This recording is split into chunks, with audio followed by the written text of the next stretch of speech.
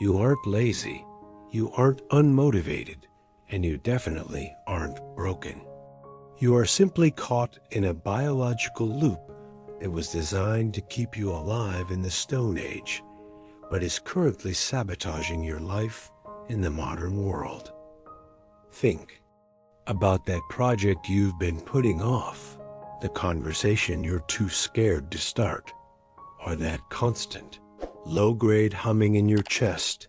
It tells you something is about to go wrong, even when everything is fine. We've been told that anxiety is a reaction to stress, but that's a lie.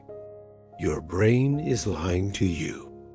Right now, your mind is running a sophisticated piece of software designed to keep you inside a comfort zone trap. And every time you try to step out, it triggers a false alarm.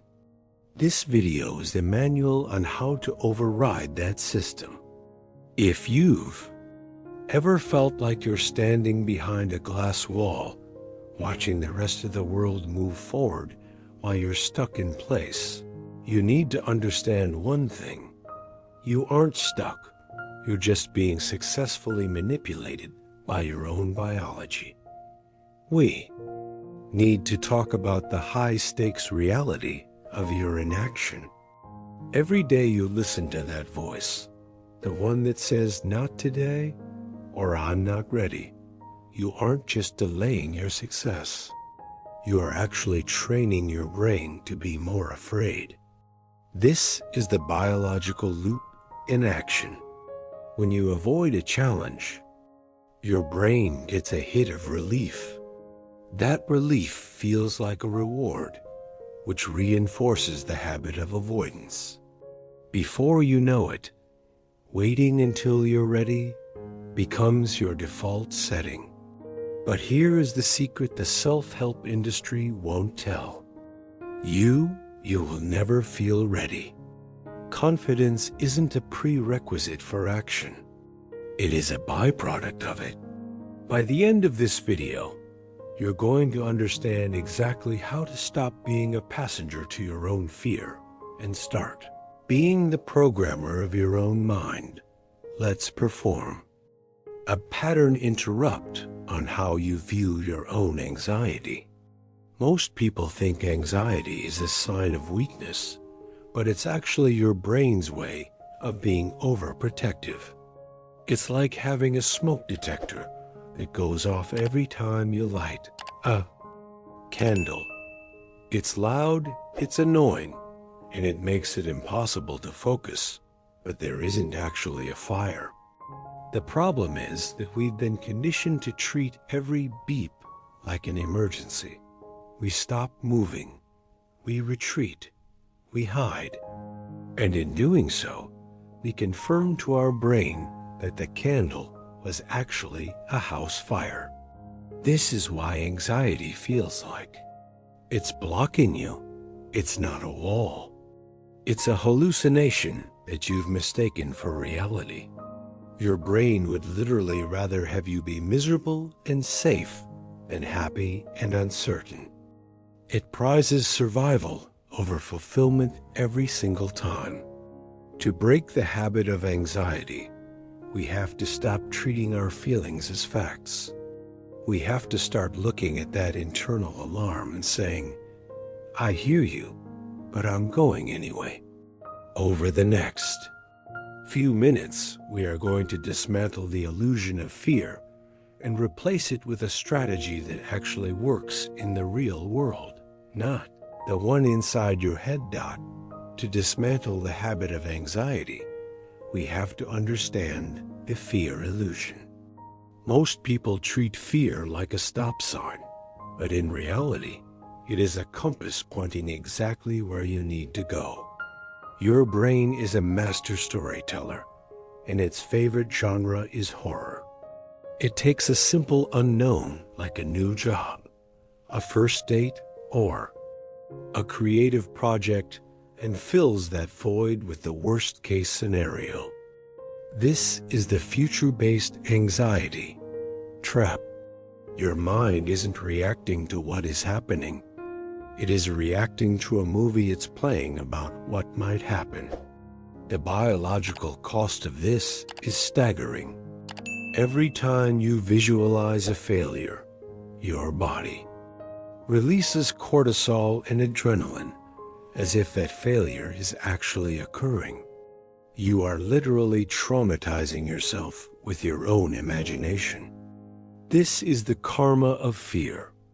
The more you entertain these mental movies, the more your nervous system stays in a state of high alert, making the world feel like a dangerous place when it's actually just full of opportunities. You're too stressed to see, we have to confront the comfort zone paradox. We've been conditioned to believe that the comfort zone is a place of healing and safety. But for someone with chronic anxiety, the comfort zone is actually a prison. It is a shrinking room. Every time you say no to an opportunity because it feels a little too heavy or a little too scary, the walls of your life move in just a few inches. Eventually, you find yourself in a life that is safe, but completely devoid of the oxygen of growth. Your brain would rather you sit in a dark room where it knows exactly where the furniture is than walk into a brightly lit field where anything could happen. This is the miserable and safe mandate. To break this, we have to stop asking, what if it goes wrong? And start asking, what if it goes right? Better yet, we have to stop asking, what if, entirely, and start asking, what is? What is the actual physical reality of this moment? Usually, the reality is just a desk, a laptop, and a heartbeat, not the catastrophe your brain is trying to sell you. Now, let's talk about the action reset strategy. If anxiety is a habit of avoidance, then courage is the habit of approach. But here is where most people fail. They try to be fearless. They think they need to make a massive, life-altering leap to prove they aren't afraid. That is the fastest way to trigger a massive panic response and retreat back into your shell. Instead, we use micro-courage. Use high performers don't overcome fear by being brave. They overcome it by being consistent. Micro-courage is about retraining your nervous system through tiny, manageable wins that are just 1% outside your comfort zone. It's making the phone call you've been avoiding, but keeping it to 2 minutes. It's hitting publish on a post, even if you think it's imperfect.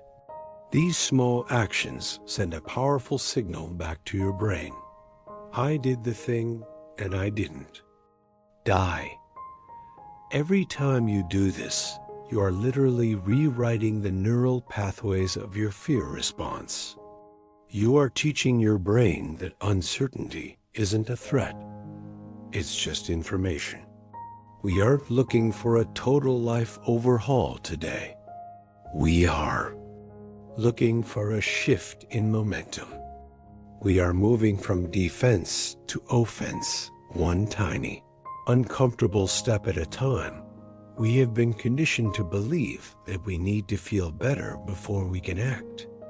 We tell ourselves that once the anxiety goes away, once we heal our past, or once we find that perfect sense of inner peace, then we will finally launch the business, write the book, or take the trip. But that is backward. Fear does not disappear through thinking, analyzing, or meditating it away. It fades through physical movement. It is a fundamental law of psychological physics. Action cures fear. When you sit still, your brain has nothing to do but analyze threats. It spins its wheels, overthinks every scenario, and paralyzes you. But the moment you take a physical step, the moment you pick up the phone, open a laptop, or drive to the gym, you shift your brain's resources from the emotional center to the motor center. You literally do not have the bandwidth to be paralyzed by fear when you are actively moving. The monster under the bed only exists as long as you stay frozen under the covers. The second you get up and turn on the light, you realize there was never anything there to begin with. The ultimate goal here is not to become fearless. Fearlessness is a myth, and honestly, it's a little dangerous. Fear is a natural human emotion that will follow you to every new level of success you reach. The goal is to change your relationship with it. You have to shift your identity from someone who is running away from discomfort to someone who is running toward growth. If you wait for the fear to go away, you will be waiting for the rest of your life. Instead, let your new baseline be this: I don't need to be fearless. I just need to be 1% more curious than I am afraid. Curiosity is the ultimate kryptonite to anxiety. When you get curious, you replace judgment with exploration. You stop asking, "What if I fail?" and start asking, "I wonder what will happen if I try." Today, your brain is going to try to lie to you again. It is going to try to sell you the comfort zone trap. When it does, don't argue with it. Don't fight it, and don't panic.